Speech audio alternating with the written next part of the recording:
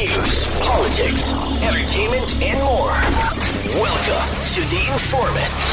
Independent talk, pursuing truth, informing everyone. Now, here is The Informant, Eric Thompson.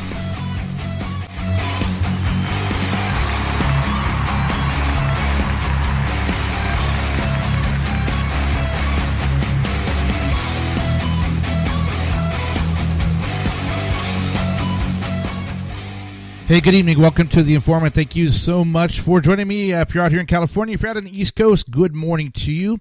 I do thank you for joining me Monday through Friday here on Spreaker and on the-informant.com, which if you want to get more information on me, just head over there to www.the-informant.com. That I have my social media links.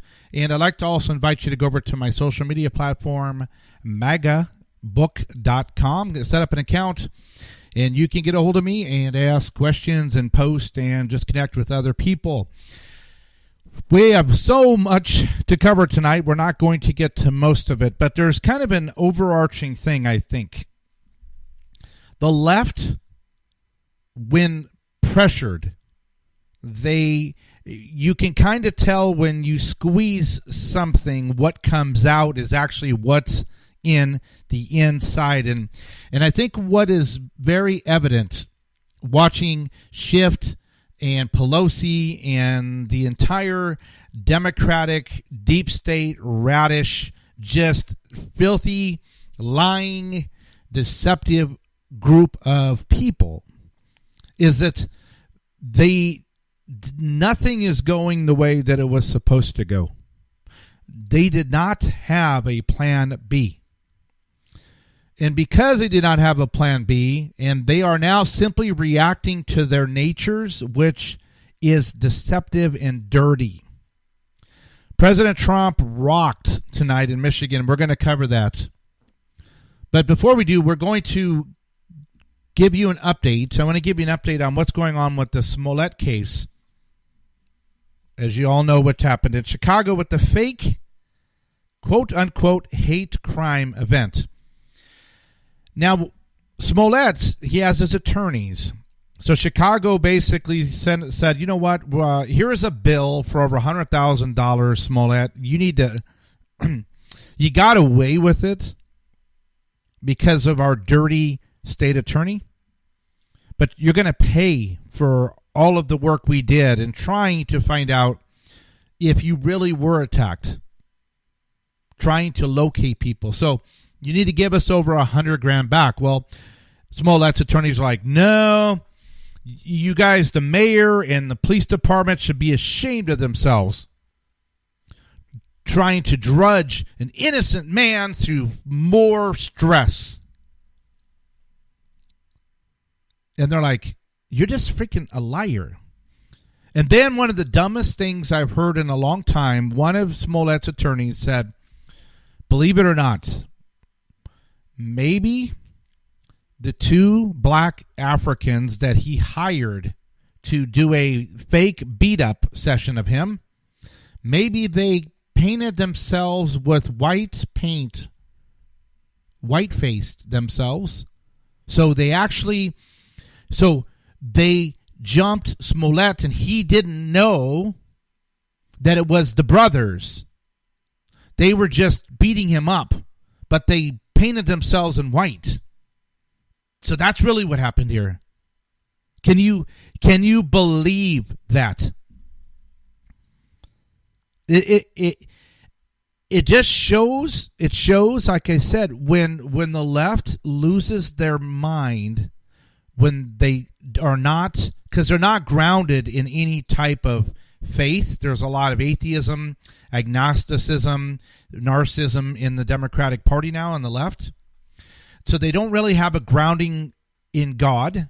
They don't have a grounding in any type of policies that work. And they are all trying to just climb the social ladder in the Democratic circles. And so they say really stupid things that in their circles, like AOC in the group, they wouldn't get called out for. The problem is the real world goes, ha ha ha, You're not. You're serious? The brothers, one was Smollett's personal fitness trainer that he wrote $3,500 checks to so they could go buy the materials, just showed up in Chicago and didn't tell him, painted themselves white, and then beat him up. And now they're lying to try to take him down. So, it gets deeper, though. This is an article from Gateway Pundit. We're just going to cover this briefly, and then we're going to spend a lot of time on President Trump's speech tonight. Former Deputy Assistant Attorney General. Okay, so Laura Ingraham had on a former Deputy Assistant General. He said, if convicted of corruption, State's Attorney Kim Foxx, friends of Michelle Obama, could face up to 20 years in prison. Well, President Trump said, he's in a tweet, the Department of Justice is looking into what happened. And according to this former Attorney General, that's what should be happening. So I'm going to play the audio here. This is a guy named John Yu, and this is Laura Ingraham interviewing him. What the Chicago PD do? Thank you so much. Thank you so much. She was afforded an opportunity that we have under our alternative prosecutions unit, that in exchange for the community service and his bond forfeiture, the case would be dropped. She lost her voice and her integrity.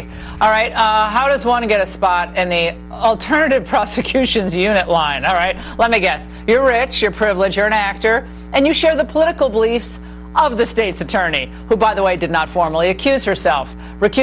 Joining us now, I'm delighted he's with us, John Yu. John, of course, from Berkeley and former Bush Justice Department. What do you think about this? I mean, Rahm Emanuel suddenly is like, put the brakes on.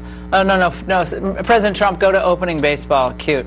First of all, I think a lot of Americans, myself included, are outraged by this. The fact that this guy faked a hate crime. Look, I'm a minority. You're a woman. What if we were to be attacked legitimately? And now we're going to be less believed by police and prosecutors because of the example of this guy. I think that's terrible. I think a lot of Americans realize something ought to be done. Second, this is why we have a U.S. Justice Department. Okay, maybe they just spent a lot of time investigating President Trump to no good effect. But now they actually exist to make sure there is no corruption going on in state government. If you look at the details of this case where Mrs. Obama's chief of staff calls the prosecutor, Kim Foxx, and then all of a sudden these machinations occur and then the case gets dropped, that is exactly what the Justice Department is supposed to be involved in, is to make sure that there's no corruption in state government. So I hope that President Trump is right and that the FBI are starting an investigation to look into this. What's the potential criminal exposure here, both for Fox and for the state's attorney office itself? So Fox could be potentially liable for what's called mail and wire fraud of depriving citizens of their honest services, which, if she's convicted, right, this is the standard law that's used to go after corrupt state officials. Suppose she got a bribe. Suppose she was promised a fundraiser, or who knows what other kind of influence to drop this case. The maximum sentence is 20 years in prison. Why do you think Rahm Emanuel took that turn? This takes a conspiratorial mindset. Yeah. I'm not sure if I have the right one, but Chicago politics, these are all people who are interconnected. They all worked in the Obama administration or are working for the Obamas now, and for Chicago city officials. Doesn't it look like there's some kind of pressure or deal being made to make this all go away? It's very, also Smollett himself. Does he have any exposure under federal criminal law? Oh, yeah, his story's not over. Even though the case under state law could be dropped, he can still be prosecuted under federal law. So he used the internet, again, mail and wire fraud, to engage in a conspiracy to defraud, namely the people he's engaging in contract negotiations with, to defraud the people of Chicago, the city of Chicago. Plus, remember, he did this crazy thing before where he mailed himself fake chemical weapons. Right? He mailed himself a white powder, claimed it's anthrax, tried to report that to the police. That's actually a federal crime, is to create a hoax about using chemical weapons. I don't think anyone understands this until you just said this. I really don't think anyone on television has explained it that clearly, but this is not unserious stuff. This is not just laugh about it. Oh, this is really, isn't this funny, this liberal actor kind of He has to maybe pay $130,000. Whoop-de-doo, $130,000. And I don't think Michelle Obama can call the Attorney General Bill Barr and get the charges dropped. No, I don't think that's going to happen. John, it's always great seeing you. Thanks for stopping by. Well, what do you guys think of that? Is that insane or what? So there's a lot more to come to the Smollett case, and I wanted just to give you guys that update there that, and I didn't know. And I mean, it's so fluid. I didn't know that Rahm Emanuel now is like backing out. The mayor that until a few hours ago, as far as I knew, was like taking the high road. Well, it looks like he may be like just reverting back to, well, yeah, it was appalling that Smollett did, and this was a mischaracterization of justice. Well, actually, let's just kind of forget this happened and go back to work. So I'll keep you updated on that. Okay. President Trump, as you know, for a couple years would do rallies and would complain, but he always had to have a little bit of collar on him. He had to have a little bit, if it's a lion, kind of a little bit of a caging, because he had to. He was out saying this is a witch hunt. This is a witch hunt, but there was always like, I will answer the questions, and if Mueller, if it's the right situation, I will go and be interviewed. And then Giuliani kept sticking his foot in his mouth. And is he going to go get interviewed? Is he not? Are they going to write questions? Well, President Trump now has his stride. So there's articles out there, and you could say that he roared into Michigan. Talk about right planning, right everything, because Michigan loves President Trump. He's the first Republican to win up there in 30 years. So here we go.